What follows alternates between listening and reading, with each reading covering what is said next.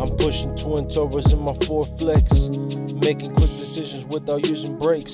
Quick launches with a quick reaction, quick wins with a few losses. Winning the world at a quarter mile of time.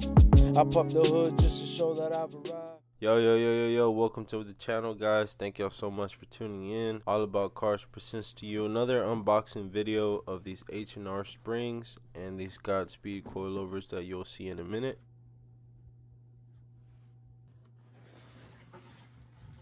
Now, these H&R Springs will drop the truck 1.2 inches in the front and 1.9 inches in the back. Now, the coilovers are fully adjustable, and as well they have damp settings. Damp helps stiffing or unstiffing your ride quality, so it's how you like it.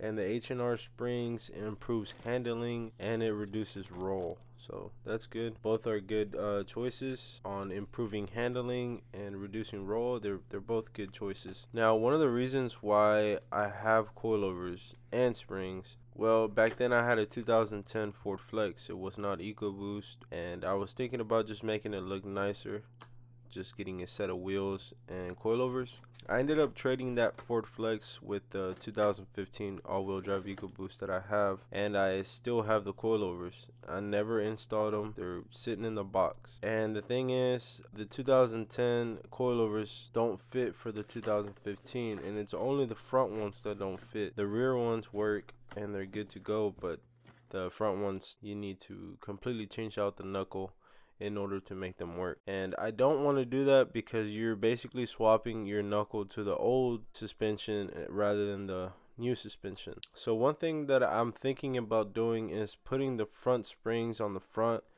and just dropping it with coilovers on the back. I kind of want to squat it. I know you guys, some of you guys think that's dumb because whenever I step on it, it's gonna squat even more, or it's just gonna look bad. But honestly, I think it looks good when it's squatted 100% of the time. I like the way it looks, and what I'm thinking about doing is just setting it to hard. Now again, I'm not gonna go so low that I can't, you know, go over a speed bump. No, I'm just gonna set it low enough to look good and to satisfy my own likes. Okay, well, enough talking about all that stuff, guys. Let's get into comparing the two springs and weighing them out to see what we get. All right, here I'm just showing you all the two comparisons of the two springs, and now we get into weighing. All right, so let's get into weighing the spring coilover one. It's 10.7. Now without the top piece, it's 955. Okay, the shock weighs 5.79, so you're looking at a total of 16.5. So now if we weight the blue H&R is 8.4, so 8 pounds and 4 ounces. So if we're gonna put all of this on the calculator, well, I already did the calculations for you, but basically the GODSPEED coilovers, you get 39 pounds at the end, so that's how much you're adding to the back of your truck. Now with the H&R Springs, not including what the stock shock weighs, you're adding 16 pounds just on springs. So it might be a big difference compared to the stock ones. I'm not sure, but this is what you get, you know, after installation. All right, now we're gonna add the front coilover, and we get 14 pounds and 10.6 ounces. So that's not bad. So on the blue springs, you get 8 pounds and 10.5 ounces. And if we add this to the calculator, you get about 30 pounds on the GODSPEED coilovers just on the front end, and not including the stock shocks, you get 17 pounds on the springs. So you know, it's a big difference, but again, we can't compare unless we have the weight for the stock shocks and springs. Okay, so here I'm gonna add up all the pounds together. So on the GODSPEED installation, you'll get 69 pounds, including all the 4 coilovers that you'll be adding to your car. Now on the H&R, you'll get 33 pounds just on the springs, not including stock shocks.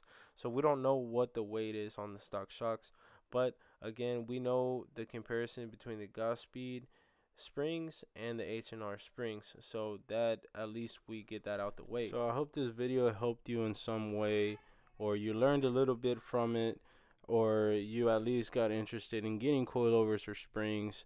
If it did, guys, you know, please drop a like on the like button, and if you can subscribe. There's a lot more content coming to this channel, such as installation for the coilovers and springs, and as well ethanol sensor that I'll be putting on the truck. So I got most of the parts already for it, but I need the sensor itself. So y'all just stay tuned. There's a lot of stuff to come, and I appreciate you guys a lot. Thank you. Peace out. Life is changing, it's changing for the better. I'm breaking traction, burning rubber on the street daily. Twin turbos, new addition to my new addiction. 22s on my ride, yeah, I know you feel it. Running through the city looking for a new opponent. Sleeper status till you hear them turbos blowing. Decals in the back just in case you didn't know it. Talking all that smack.